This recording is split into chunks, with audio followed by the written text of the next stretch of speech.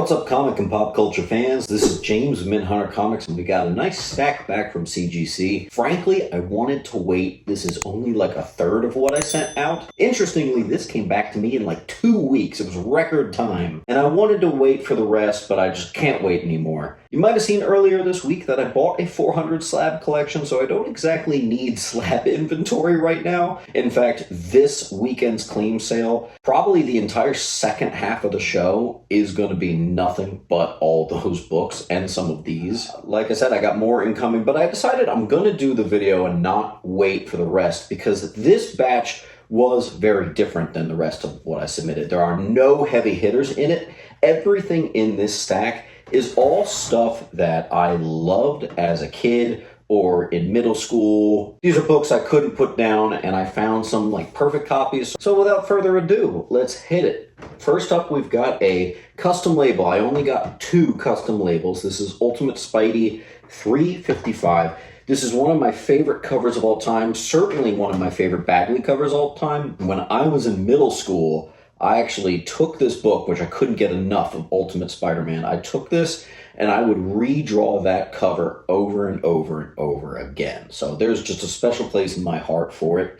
Granted, I got no room between my Batman and Green Lantern collections. Everything has to go. So I'm glad I got the 9.8, but I am going to move with it. And what goes really nice with it, but 37, which is I think this is the first full Eddie Brock as the Ultimate Venom.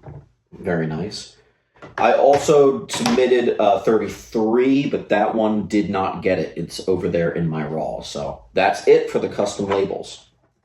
Next up, we're moving on to the non-custom labels. We've got the first ever Magic the Gathering comic book. Now, I actually was not into Magic the Gathering, but just to kind of like seem like I was able to fit in with my cousins, I grabbed the comic book. This is the first Magic the Gathering comic book ever, and it just has a special place in my heart because it reminds me of all those early 2000s. This is 1995, but it reminds me of the early 2000s when my cousins would come over and play Magic, and I would try to pretend like I totally knew what they were talking about. I had no idea. Still don't, but hey. And I actually got 3 of those. So 1, 2, and 3. Very fun. These actually have a small value. Next up, we're going to move on to, oh, nice, Stan Lee's favorite character from DC. That's right. He's quoted to say that Lobo is his favorite DC character. I can't disagree. It's not my all-time favorite, but I certainly love Lobo. And this cover always stuck out to me. Lobo took a while to get running into the actual character that we know and love today. He bopped around in the 80s for not quite what you'd remember as, and it wasn't until the Justice League, I think, International, or was it Justice League Europe? I can't remember, where they finally made him what we know today. And this cover is the first Lobo solo series. It was a mini-series, and I feel like this finally gets him. So this is the first time you get the Lobo that we know and love. Love that book. Next up is Darker Image #1. So the funny thing is, this is the first appearance of Max, if you want to get technical. First Max, Blood Wolf, all that. This is Darker Image #1, and I remember just a couple years ago, the regular cover reached to like $135, $150. Now, this is the much harder to get one, and I think this is only $100 now. So the value on this book has absolutely tanked, but it's still a lot of fun, and it was cool to get the black and white edition. I've submitted the regular cover before, but never this one, so I was really happy to get that. Next up is probably the most random book in here. It's a Gotham Adventures number 30. Now, I'm obsessed with Clayface. You need to know that about me. Probably a top 4 Batman villain for me. And the interesting thing is what got me into Clayface was actually one of those Batman like 50s books. It's the one where he goes to the well to keep rejuvenating himself and come back and whatever, and he keeps messing with Batman and Robin. And he's like a raven in this panel, and then he's like a minotaur in this panel, and I thought that was like so cool. It's really dated by today's standards, but it's awesome. Classic Batman stuff, but this one, I just love the story. I love the cover. I read the crap out of Gotham Adventures as a kid. And fun fact about Gotham Adventures is that particular run, the 9/8 of any book in that run might surprise you with how much they go for. People like that animated series stuff, so there you go. Next up is Doctor Strange. I loved this run. Now, when it came to me in the late 90s, early 2000s, I was very young, and the only Marvel I read was Spider-Man, Silver Surfer, and Strange, the three S's. Doctor Strange, Silver, and Spidey, and this particular run was what everybody had back then, and this was a lot of fun. I always loved the cover on this one. I think it has some small key significance. I can't even remember off the top of my head. It's just a book that I loved. So I loved this run. I was kind of into the more cosmic stuff and sorcery, whatever. And then I liked the Spidey for the complete opposite reason. I liked how grounded it was. So then we have 46. Now this is the first appearance of the Necromancer or whatever, the evil version of Doctor Strange. That's a really cool book right there. And I got that 9/8 white page. That actually might have some value. That could do it. That one is going to be one for sale. Next up is, this is another pretty random one, I have to say. It didn't feel so random when I sent it in, but now that I got it back, even though it got the perfect grade, 9/8 white, it seems random to me now. Avengers 268.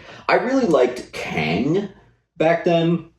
I thought Kang was like the coolest villain. I was like, when I was young, it was all about Kang and Thanos. I just couldn't get enough.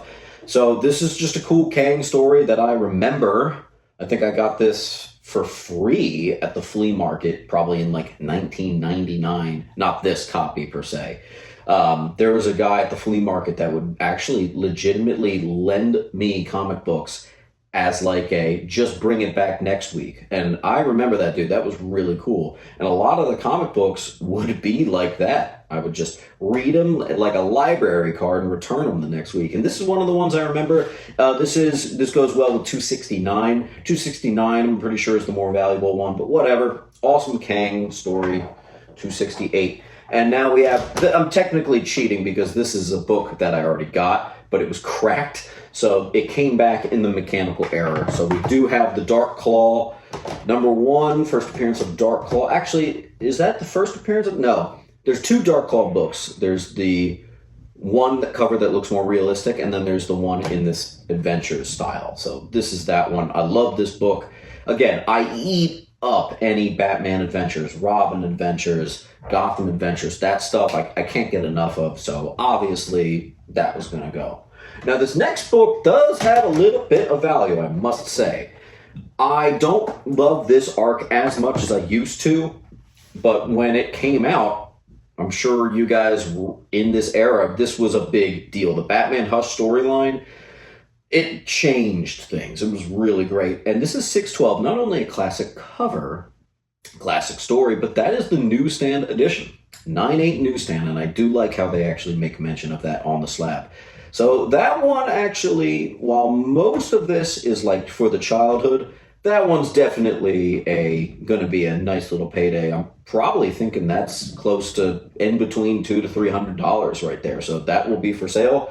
That's freaking sweet. Maybe sending it in for the Jim Lee signing. Pretty sweet. Black and bruised coupon included. Cool. Then we have Green Lantern #158. I'm going to go through the GLs pretty quick.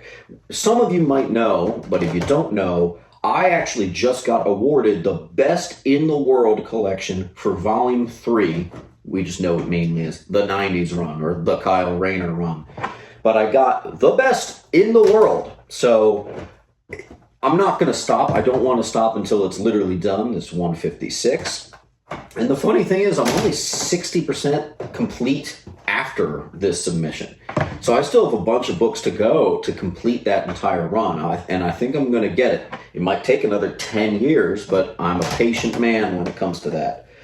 It is weird where there's nowhere to go. Like, I'm already #1, so there's no one I have to beat. The regular Green Lantern run, the 60s run, I'm currently 11th or 12th in the world. Unfortunately, I would be higher, but there's several books. This little registry code right there, you plug it in with a CGC registry, and it'll tell you what place you are in the world for your collection. There are several books I bought where they have not relinquished over the the code to me. So even though I own the books, they won't accept it in the registry because it still says someone owns it. So that kind of sucks. If that person would finally allow me to get that certification, I think I'd probably be like at least 10 in the world, if not number 9 or maybe even 8. So I'm just going to keep going. I would hate to have to regrade the books just to get an all new certification number just so I could put it in the census. But so that kind of sucks, but it is what it is.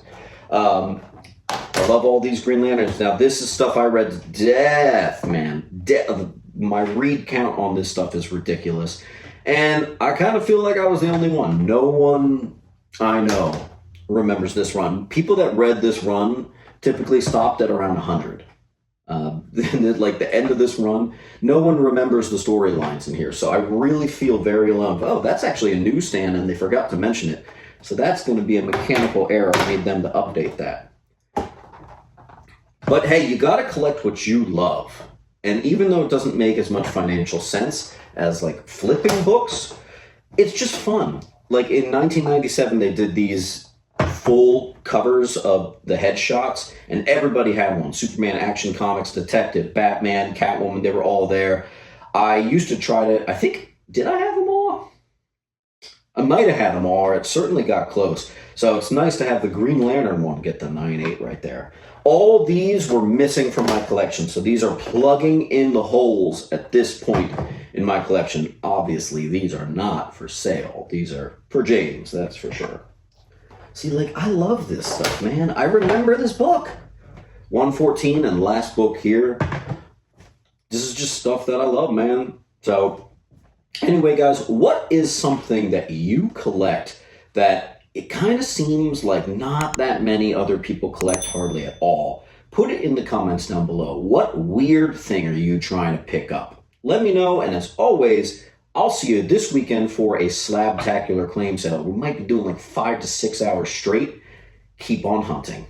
Make sure to come down to Sentiment Depot Antiques and Collectibles, where I'm set up with all of my comics, located at 238 West Delaware Ave, Pennington, New Jersey. Open every day except for Monday and Tuesday. Enjoy 10% off from Wednesday to Friday. See you there.